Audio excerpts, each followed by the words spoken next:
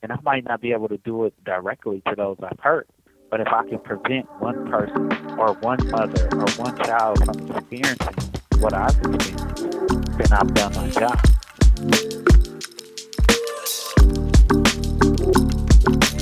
Welcome to More Than an Inmate's Girlfriend. I'm your host, Jay, and we are bringing back Dinero this week.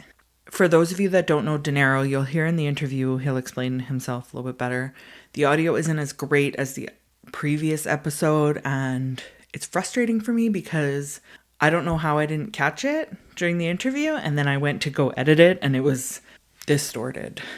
Just mic settings sometimes, like people need to be careful with the mic and where it is and if they're breathing too hard on it and stuff. So you can still understand it. And what he says is very important, I find.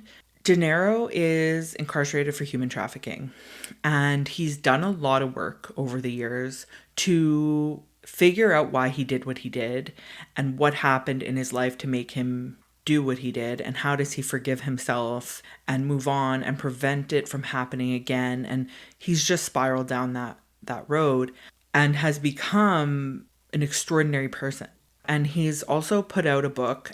Anybody who's listening who has a loved one who is incarcerated for that type of thing, for pimping, I think it's really a fascinating book for them to read. It's available on Amazon. And what's really fun with this whole journey that I'm on, learning more about the incarcerated community and helping in different ways and being able to facilitate different things and all these projects and all these books. And it's incredible how helpful the community has been. And I want to give a few examples because it's meant a lot to me.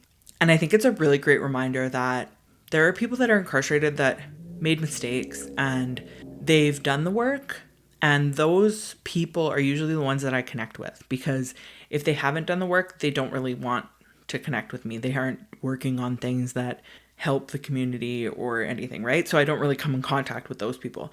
But I do come in contact with a lot of people who want to get the word out, who want to publish their books, who want to be interviewed on the podcast about their growth and their rehabilitation and their story. And then when things happen to me, I've just gotten so much outpouring of support, and I want to give some examples. But before I do that, I want to highlight, and I don't think we've highlighted it in the episode, that I know people in other facilities that are under the same charge. And we were able to send them the book, and now it's being looked at by the administration so that it can be taught in different prisons. And had I not connected with Dinero, then I wouldn't have known that his book existed on this. And there is no program available for this type of crime and rehabilitating this type of crime, because it's a unique crime. And Dinero will go into it in the interview and you'll hear. But meeting him, knowing he published the book, knowing someone else in another facility, contacting that person, sending them a copy of the book, them speaking to their administration about teaching the course and doing the work of the book as a group in education, getting a certificate from it, like, incredible. And like, Dinero did a lot of work on this whole project. It's incredible. And I'm just so proud of him. And I'm so proud of the person that I know that wants to do this and push his word and do this rehabilitation and show it to a group. And it's just positively impacting the community. And by community, I mean everybody. I just thought it was fascinating. Also, really cool. So, for those of you that heard last week, my father had passed away, and it's kind of a crazy situation for me, and I'm working through it. And Dinero has actually been really helpful because he's had similar difficult relationships with his parents, and he's called and checked in on me when I told him. But also, someone called me for one of my authors and was like, "Hey, did your husband's father die?" And I was like, "No, why?" And he's like, "Well, there's a card being passed around, and I thought it said for your dad or your husband's dad." And I'm like, "Yeah, my dad passed." And he's like, "Oh, I'm so sorry. Like, I didn't know." And I'm like, "Well, I didn't really tell a lot of people. Like, I'm not really sure. I'm trying to process things. But I did mention it to one person in your same facility." And he's like, "Yeah, there's a card being passed around for you for your sending condolences. So I told one person, and then a few of the guys in that unit know me because I've published some of their books, and they decided to get a card going to write condolences to me. And I just thought it was so sweet. And then, I'm renovating my house and I'm talking to someone, another person that I was interviewing, and they were like, oh, it's been hard to get a hold of you. I'm like, I'm sorry, like life is really busy. I'm also renovating my house. I'm trying to tile like I've never tiled before. And he's like, well, do you want to get me on video visit? I'll teach you. Like, I know how to tile. And I'm like, for real? Like, you're going to waste your video visit showing me how to tile? Like, seriously? And he's like, yeah, I'll help you. To me, it's just such acts of kindness that are not asked for, And it just means so much to me that I haven't done anything for these people. Like, I publish their books for a fee. Like, I try and help when I can. And they just go out of their way to try and help me and do things for me in a completely respectful manner. Not once, well, maybe once, has someone crossed any line or been inappropriate in any way. I've never been treated other than with respect. I just really value that. And I hope that people start recognizing that I know there are people that are incarcerated and a lot of them have made mistakes. But when we listen to these episodes where I'm interviewing people that are incarcerated and they are open about sharing their story, it really creates an understanding of how someone got in the situation that they got into and then being able to recognize it. One of the people that I speak to, and he was a customer for the catalog, and, he's in school like 24/7. All the time he's in school for different classes, different courses, different groups, because he wants to soak up as much knowledge as he can. Anyways, I'm rambling, but I just feel really grateful for the people that have reached out and are offering to help, and a lot of them are incarcerated, and take that for what it is. And I hope that we're continuing to learn and not judge on this episode and on this podcast. So this one's really interesting. We've got a few interesting episodes coming up. Next week, I believe we will be speaking to a gentleman who's been incarcerated for a very long time and was part of the strike, the hunger strike in California, and he was in the hole for like 20 years or something crazy. So we're going to talk to him and how normal he is considering. So that'll be next week. And we were supposed to do the intro with the gentleman that I interviewed last week about same-sex prison relationships. And my life has just been hectic. I haven't had a chance to connect with him until it was too late. So I promise we are recording an intro for the next episode. So you will get to hear his insights and his perspectives. I promise you that. Take care, guys. And I hope you enjoy the episode.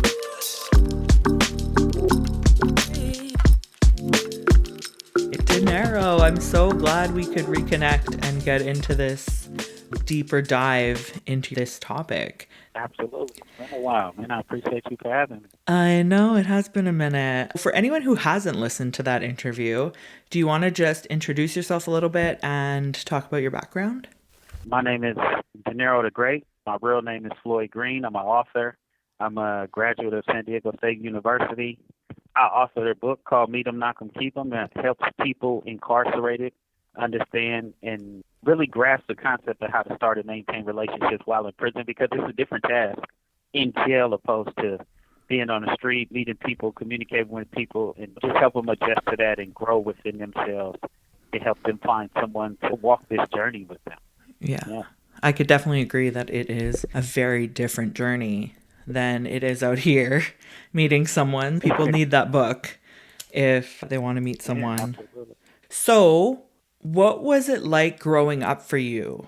What was your environment? I grew up in an extremely toxic environment, and I don't cast blame on the adults in that situation because they were naive to a lot of situations. They were naive to a lot of what was going on just based on the environment we lived in. You know what I mean? Food deserts, economic lockouts, lack of opportunity, all of these things cultivated a real toxic environment. I grew up in a low-income household with, 15 people living in a 4-bedroom apartment. Whoa.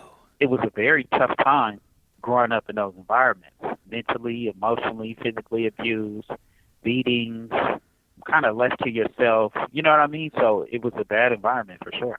And I'm asking you this just to get context into how you ended up where you ended up and how you've grown since.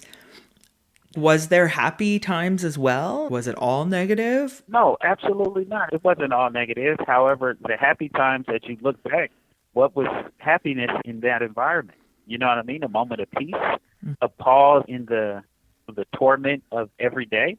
Do I love my family? Absolutely. Do Yeah. I now, as I'm educated, more mature, grounded in my mental and emotional stability, do I see the flaws? Absolutely. Yeah. And I don't hold them accountable because, as I said, they were naive to a lot of the stuff. They learned these traits from someone else.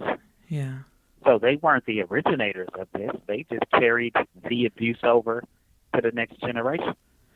And growing up, did you think this was normal, or did you recognize that your home is very different from other people's, or was everyone kind of living like that? Sad to say, everybody in the area I was raised with living like that. Going to school is where you started to notice the difference. Okay. Where you see the kids act different, you see the kids treat each other differently. My grandmother raised me. My mom was incarcerated growing up. She was convicted of bank robbery and drug possession.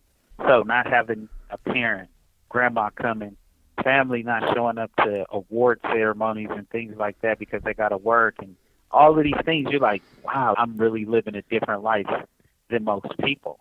Okay. And then I remember in an instance, you know how they have you draw the pictures of your family and all that? Yeah. I don't know any better. They're like, draw your household. So I draw everyone that lives in my household, and the teacher's like, all these people live in your house? Right? And I'm like, well, yeah. You know, it's normal to me. Yeah. That teacher called CPS. You hear me? She was like, that's too many people. But to Oh. us, it didn't mean anything. And then I got in trouble for that because they like, what are you saying at the school? I'm like, well, I just drew a picture. I didn't know it was a secret, you know? Yeah. So these are some of the things that I went through for sure. Uh-huh. Did it create animosity with your schoolmates because you were starting to see that they were living differently and maybe better, for lack of better words? I was definitely envious of them. Sometimes I wonder what my life would be like if I could live with them. But now as I've matured, I can't really say that. That was just my perception.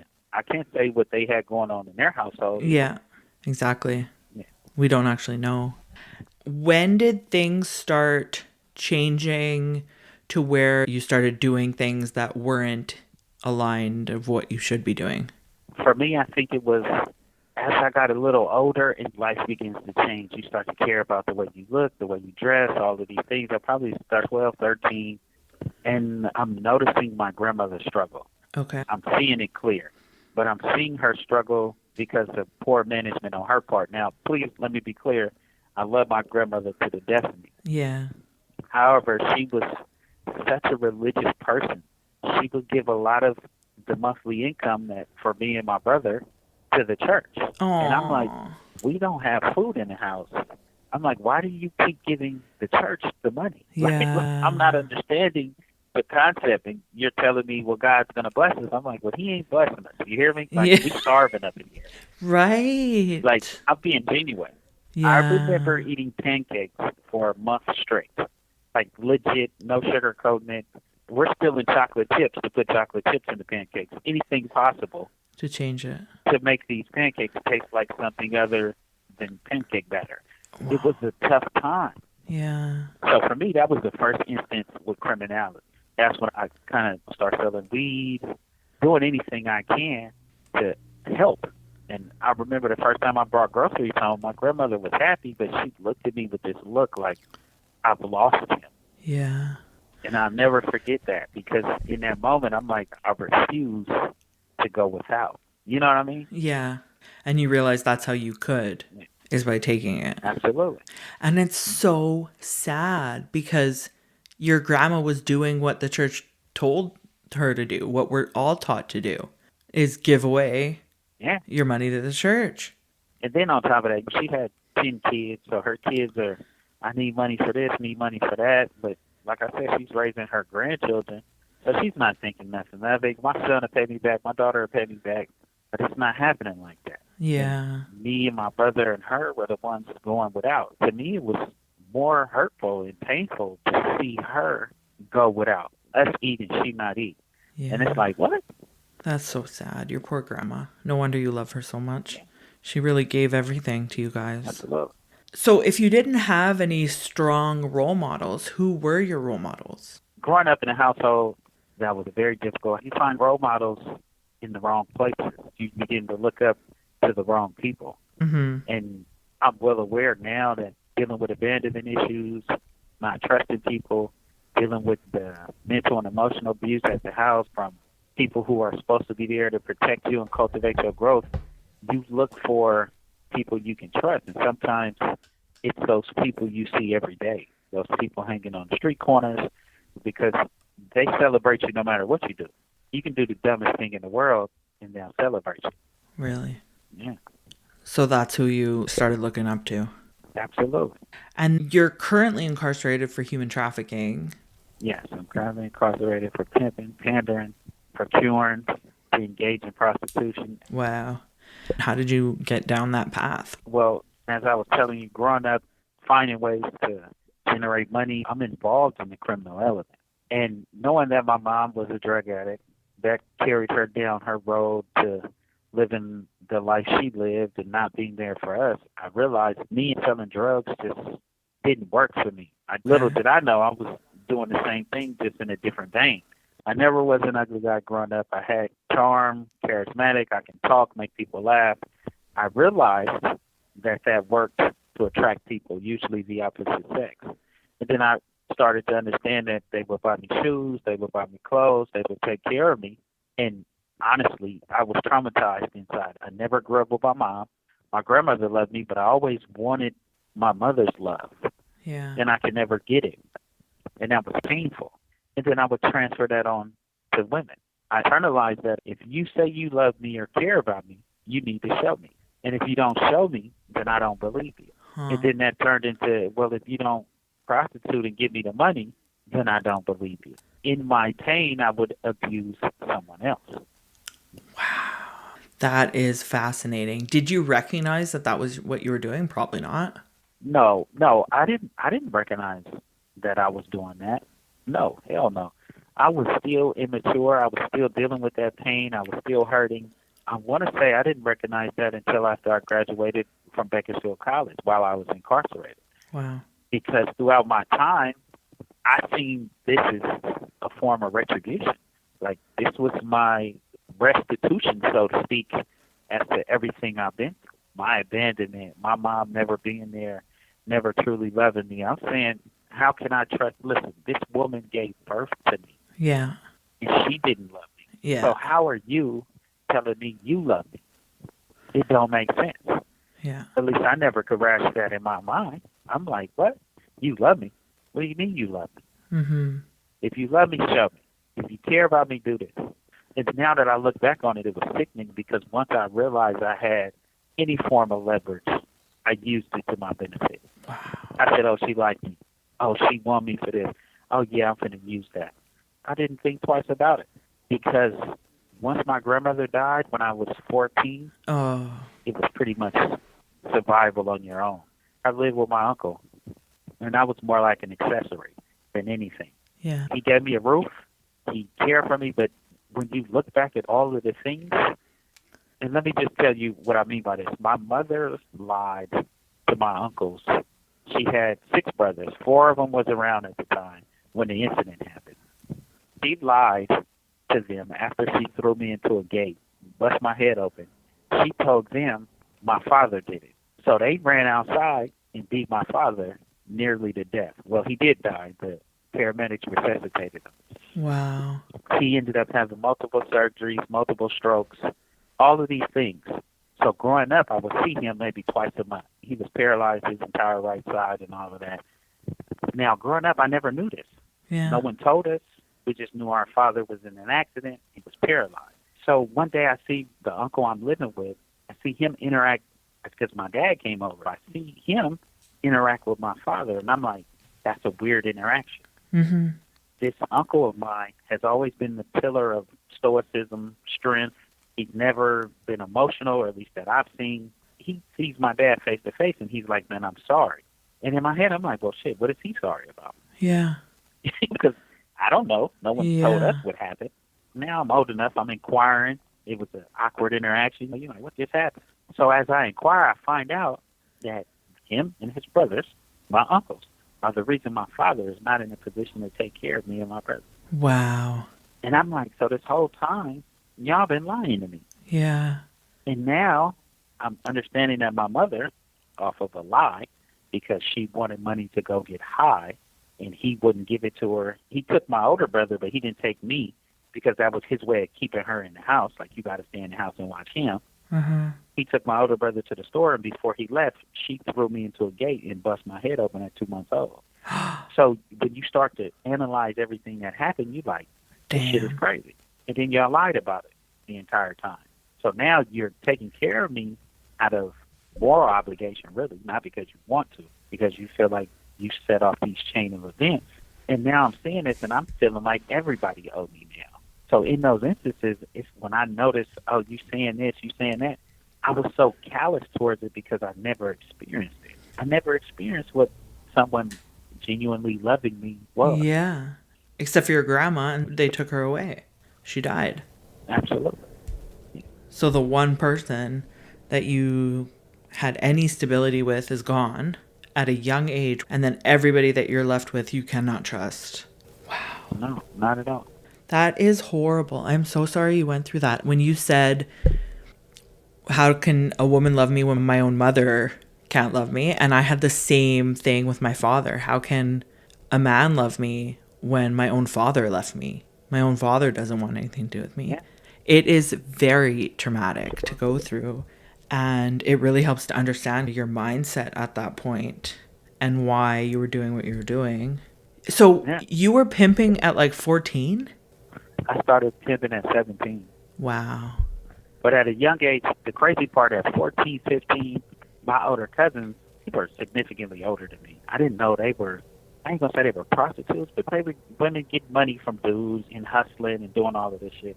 So they would see me with a lot of little chicks in the neighborhood. Like, Yeah. all the girls was hanging out with me. Everybody with a lot of charm because I didn't always have the nicest shoes and things like that, but the girls begin to, hey, let me buy you some shoes for sure. And they would buy and leave stuff at my house. Like, oh, could you give these to Floyd? Could you know what I mean? Yeah. So they would see that and be like, oh, well, this is how you need to do this. This is how you need to do that. So I'm learning. I'm living in the criminal element. I'm doing whatever at this particular time. I'm 14. People are telling me to rob houses and do this. The older generation are influencing me in a negative way. They're not steering me towards getting an education or staying in school. I'm doing that on my own. I'm realizing I need to be in school. It don't look cool to just hang out all the time, but I'm still deviating to the negative side of things. And then as I get older, I never forget my grandfather. My grandfather, he ran a nonprofit organization. So we're doing all this stuff with my grandfather and all that, and I'm away from the house, and some chick drops off clothes and some shoes over there. And so when I come home, my cousin like, man, you had that girl drop this off. What you doing? Oof. What's going on? I said, I ain't doing nothing. She just feeling me. And she was like, man, that girl has failed some ass for you. And I'm like, huh? Oh, no. You know, because I didn't think nothing of it. I'm like, what? That's what sparked the whole, it's like, uh-oh. What'd you say? Without somebody introducing us to this, we don't know anything about this. Right. There's an introduction to this. So then it kind of starts with them doing it on their own for you. No, for me, it started with genuine empathy. Right. And I think a lot of those women, and I want to apologize to a lot of women that I've hurt and harmed Yeah. over the years because I know it's a lot, but I think it started with genuine empathy. Okay. People seeing that I was someone of good character, someone who loved to laugh, someone who was fun to be around, but I was in a bad situation. And they were trying to say, hey, look, your clothes don't make you, shoes don't make you, none of the material things make you who you are. Mm-hmm. But if you need it, I'm more than willing to help. But again, to me, I was unable to see that. I wasn't in a position to understand that, to really grasp that concept. To me, it was like, oh, yeah, this is what I could use to benefit my situation. Wow. And did you ever, in the midst of it, before you got arrested, did you think like, what the heck am I doing right now? Not at all. Not at all. The criminal element celebrates your stupidity. When I pull up in nice cars, people go, "Oh man, you see his car? You see the rims on it? You see the music?" When I pull up with beautiful women, they, "Oh man, did you see that? Did you see the girl you had last week? She was better than this one."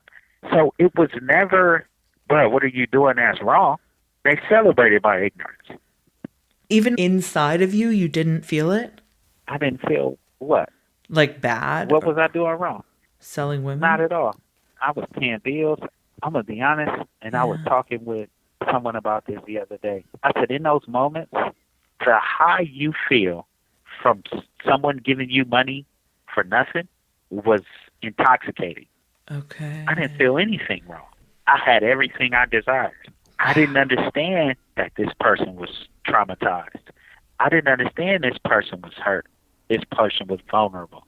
How could I? I'm looking at my own pain and vulnerability. I'm still trying to hide who I am from the world, dressing it up in all of the expensive clothing and jewelry and cars. Wow. If you enjoy hearing stories about other people's prison relationships, why not try finding one for yourself? Penpals.buzz lists thousands of male and female prisoners, and you can search by age, type of crime, ethnicity, religion, or practically anything else to find your perfect person behind bars. So take the plunge. Instead of just listening to stories, why not become the story? At penpals.buzz. This is fascinating stuff. Thank you for sharing your perspective, because I don't think a lot of people get it. I didn't, that's for sure. People fail to see that, and let me be clear about something. There's no person in the world that's born a pimp, that's born a human trafficker. Yeah.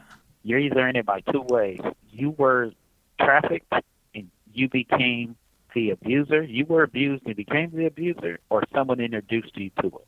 That's it. Yeah. And in that sense, there's no way I could see the harm I'm doing to someone else because I'm so clouded by my own pain and trauma. There's no way I could say, "Oh, I'm hurting this person more," or "I'm taking this woman away from her child," or "I'm abusing this person mentally, emotionally for my benefit." How can I see that when I'm so concerned about people finding out that I'm not this guy that walks around with all of the bravado, that I'm hurt on the inside, that I'm carrying around this pain? Wow. And you talked about in the previous interview how that moment of realization came with the Franklin hearing and realizing that you had that history in your family, right? A lot of the stuff I didn't know, a lot of the trauma and the things I went through, I had no knowledge of. I had no understanding. A lot of stuff came out. My mom was sexually assaulted. My mom had so many things going on in her childhood, and it's a cycle. So it wasn't that she didn't want to be around. She was dealing with her trauma. She couldn't even be there for herself, let alone there for her kids. So the neglect and the run and the high from that pain was easier to go get high, to engage in criminal activity, and to avoid responsibility. Yeah. How did you go about healing those parts? So to me, I would feel that realization hits that this is intergenerational trauma. This is continuing on generations of pain and similar activities to survive. How do you go about changing? Once you realize, hey, I want to break this cycle, what do you do at that point? Once you realize? The first thing that I realized is that I can't blame myself. I can't blame myself for the trauma and the pain that I was dealing with growing up. I had to let that go. Okay. I couldn't put the blame on me because it wasn't my burden to carry. I didn't do that. Then I had to forgive those people. I had to really sit back and analyze everything that went on, what those people may have been going through. Yeah. And truthfully speaking, I had to do the work. I had to go to these rehabilitative groups. Mm-hmm. I had to find self-help. I had to read. I had to expand my mind and gain knowledge. And I had to understand how my actions hurt other people. People don't understand how crime is so interconnected. Yeah. Okay, you take a gang member. A gang member And we're just going to start at this element. You take a gang member. He becomes a part of a gang, and at 18, he has a child with a 17-year-old girl, and he goes to jail or he dies. Now, he's in jail forever. Yeah. Now, that 17-year-old girl must take care of this child by herself, so she's struggling with that. She now has become vulnerable. She becomes prey to some of the other criminal elements. She now may turn to prostitution. She may turn to getting high. Yeah. She may neglect the kids. She may bring other men around who neglect the kids, so on and so forth. And then that trauma continues to cascade down, down, down. You have a drug dealer. Drug dealer don't care. He's just for the money. He sell dope, or his version of dope, whatever it is, Yeah. to someone. They now become addicted. They go home. They abuse their children. They abuse their spouse. That cascades down. And there's so many elements that are interconnected that you say, oh, well, I didn't do this, I didn't do that, but you traumatized that kid growing up Yeah. because you decided getting high was more important than showing up. So now that kid is seeking that affirmation, seeking that love, seeking that positivity from the criminal underworld. And again, they don't care what you do. They celebrate your ignorance. That's so sad because it's such a huge net. It leaches in so many different ways. Trauma. Yeah. When you realized what you had done to all these women was similar to what your mom had been through, like, how do you deal with that kind of guilt and shame? How do you process that? First, you got to let go. Yeah. And what I mean by that is you let go because I realized that I was traumatized. Yeah. I realized that I was in pain. I realized that I was hurting. I realized that I was lashing out.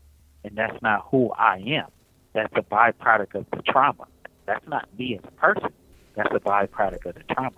I had a Franklin hearing where I was seen by a psychologist, and after being diagnosed with ADHD and all of this stuff, Yeah. he did a few tests. He goes, you don't have ADHD. And I said, well, why? He said, oh, well, you have PTSD, and you've had it since you were a child. He said, you had such a traumatic childhood that you have PTSD. And your PTSD often shows itself Yeah. as ADHD. And I'm like, wow, that's crazy. Yeah.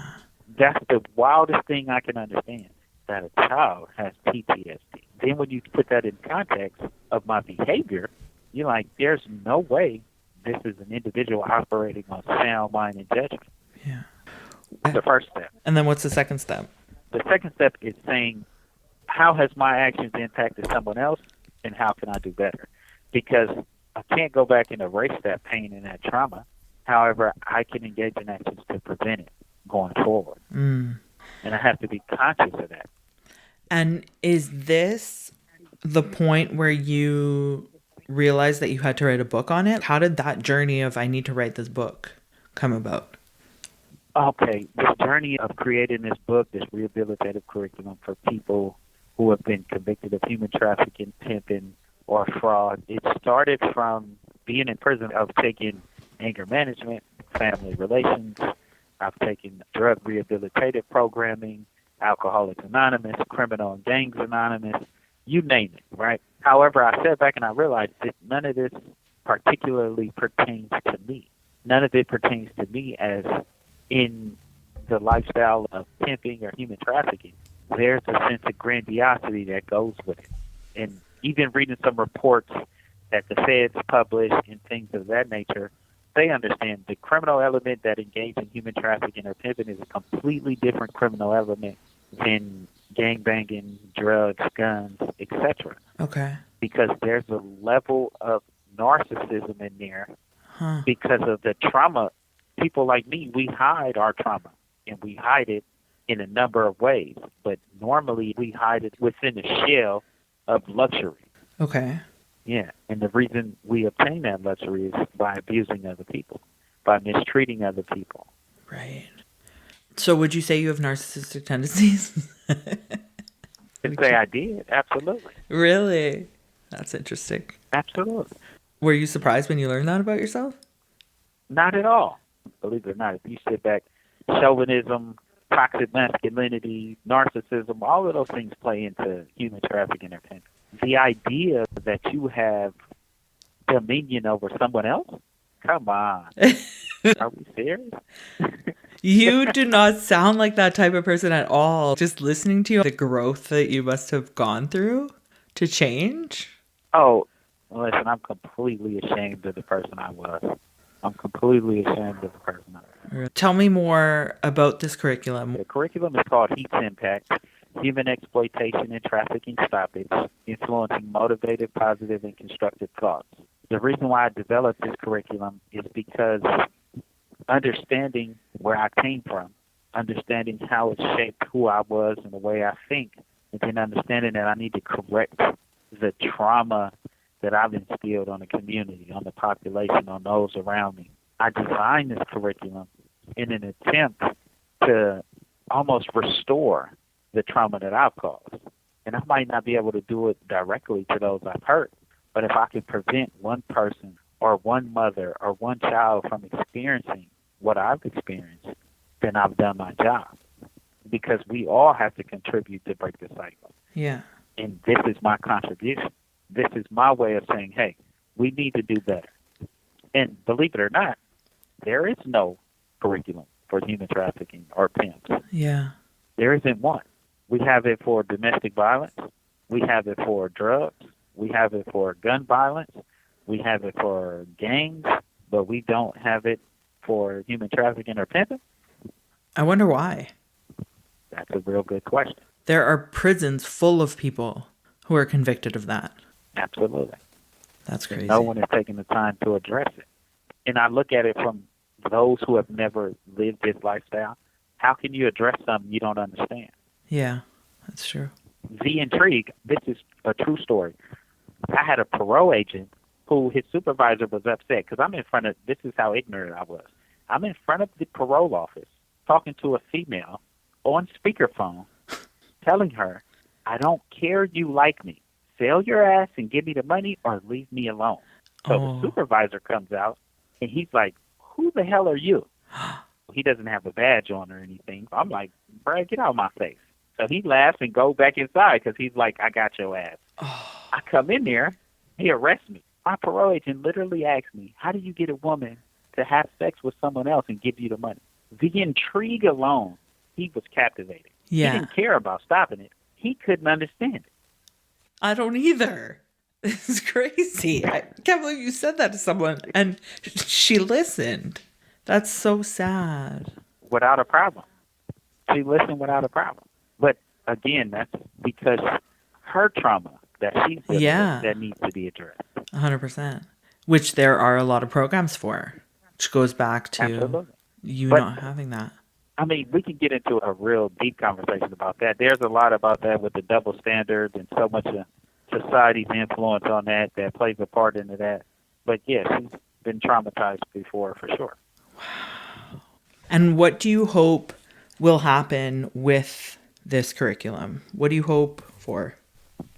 This curriculum for me is a tool, and I look for this tool to be used to better our society, to help those gain understanding about their actions, about some of the stuff that they're doing, and how to better equip individuals to walk away from this life and identify some of those adverse childhood experiences that have led them down this road. Mm-hmm. So are you hoping that other prisons and other states will take a look at this curriculum? I think other prisons, other states, other facilities should want to look at this curriculum. Yeah. There's an epidemic as far as this crime, as far as the things that we see in today's society, that this is going on. I can tell you from personal experience that if people aren't deciding that this is important, that this needs to be done, then there's going to be a continuance of this particular crime.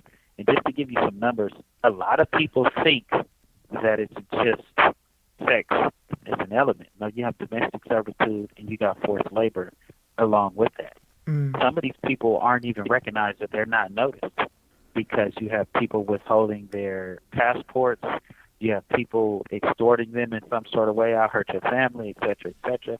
So you see nannies, you see people who clean houses, you see all of these things right in front of your face, and you think they're working a normal job, but no, they're being forced to, they're being trafficked. Right. So, yeah, we say, oh, well, I seen a prostitute on the corner, somebody need to address that. Well, there's a lot more going on than just that prostitute on the Yeah, corner. yeah. I hate to break the news, but only 0.7% of human trafficking victims in the United States are sex slavery. Wow. That's crazy. And that's what we deviate to a lot of times. Yeah, that's what we see. That's what's in front of us. Mm-hmm. But the curriculum can go into prisons and be taught. Someone can purchase this book and go through it on their own. Absolutely. Somebody can purchase this book and walk through it. If you purchase this book, it's available on Amazon. There are several steps. It's an 18-week curriculum in an institutional setting because they usually only afford 1 hour. So it'll be 36 weeks. But if you're in a setting where you're outside in the free world, then this will be an 18-week, 2-hour curriculum where you go every week for 2 hours a day and talk about it and discuss the items within each chapter that help us navigate and understand how we're hurting the community around us and where it stems from. Yeah. And just for my curiosity, do you think that there's anything in your childhood that could have changed the path that you went on? Do you think that there's anything that anyone could have done at the time to change it? Or do you think it's possible to have changed your mindset at 17? Absolutely. I think my entire life could have had a different pathway. Yeah. I played football growing up. Several people who played with me have made it to the NFL. Wow. And, I mean, realistically, we all played on the same team. We were all good. Now, I say that to say this, and I want to be clear. If I would have had a foundation, a strong foundation of love, of empathy, of communication, I wouldn't be here today. Yeah. That's for sure. Yeah. You were always busy doing something. You were always working on something, whether it's school or books or whatever. You are now graduated or graduating really soon. Yeah, I graduate May 21st. Congratulations again. What are you going to do next?